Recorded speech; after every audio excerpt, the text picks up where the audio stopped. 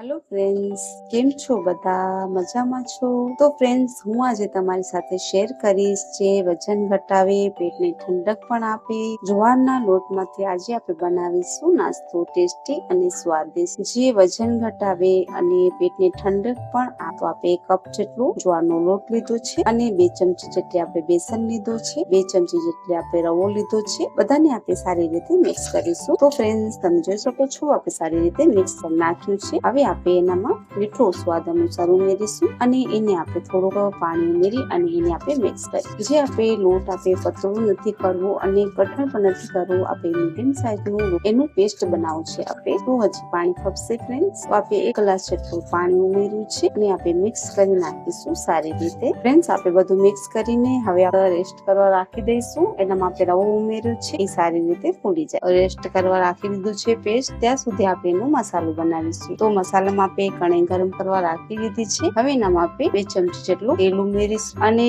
તેલ ઉમેર્યા બાદ એનામાં આપણે 1 ચમચી જેટલું તલ લઈશું અને પછી આપણે ડુંગળી ઉમેરીશું અને એનામાં આપણે ગાજર લીધા છે અને લીલા મરચા લીધા છે. બધાને આપણે મિક્સ કરી નાખીશું સારી રીતે. તમારે કને જે પણ સબ્જી હોય એ તમે બધા એનામાં ઉમેરી શકો છો. તો આપણે બધાને મિક્સ કરી નાખીશું. ફક્ત 2-3 મિનિટ સુધી એને આપણે પકાવીશું. તો આપણે 2 મિનિટ થઈ ગઈ છે. હવે આપણે કાઢી નાખીશું મસાલાને. તો તમે જોઈ શકો છો આપણે રેસ્ટ કરવા રાખ્યો હતો એ સારી રીતે ફૂલાઈ ગયું છે. હવે એનામાં આપણે મસાલો ઉમેરીશું. મસાલામાં આપણે લઈશું 1 ચમચી જીરું, આધી ચમચી આપણે લઈશું હળદર, 1 ચમચી જેટલું આપણે લઈશું લાલ મરચા જે આપણે મીડિયમ લીધા છે, 1 ચમચી જેટલા આપણે લઈશું જીરા ધાણા પાવડર અને સ્વાદ અનુસાર થોડુંક મીઠું. મીઠું તો હું ઉમેરી નાખ્યું છે પણ મને ઓછું લાગે છે એટલે હું હજી પણ ઉમેરું. તો આપણે એ બધાને મિક્સ કરી નાખીશું સારી રીતે. હવે જે આપણે મસાલો બનાવ્યું છે એ આપણે ઉમેરીશું. મસાલો આપણે ઉમેરી નાખ્યું છે. હવે આપણે લીલા ધાણા ઉમેરી નાખીશું અને પછી આપણે મિક્સ કરી નાખીશું. બધાને આપણે સારી રીતે મિક્સ કરી નાખીશું. તો બધું આપણું મિક્સ થઈ ગયું છે સારી રીતે. તો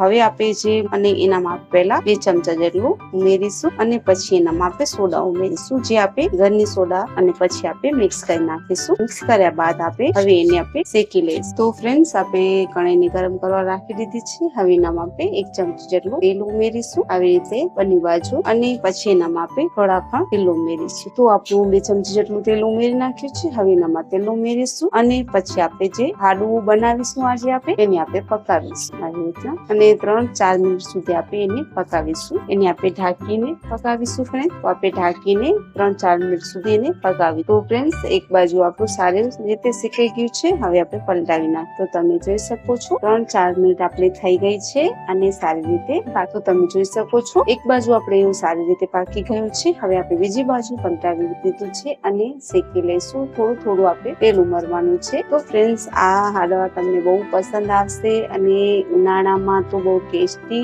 અને સ્વાદિષ્ટ લાગે છે અને જલ્દી પણ બની જાય. તો ફ્રેન્ડ્સ, તમે જોઈ શકો છો બિલકુલ તૈયાર થઈ ગયું છે સ્વાદિષ્ટ ટેસ્ટી નાસ્તો અને ઉનાળામાં અને વજન ઘટાડવામાં આ હેલ્ધી અને બહુ ટેસ્ટી અને સ્વાદિષ્ટ છે. જો તમને સારું અને સિમ્પલ લાગવું હોય તો તમે મારી ચેનલને લાઈક અને સબસ્ક્રાઇબ કરજો અને તમારી ફ્રેન્ડ સાથે આ રેસીપી જરૂર શેર કરજો. ત્યાં સુધી તમારું ધ્યાન રાખજો. ધન્યવાદ ફ્રેન્ડ્સ.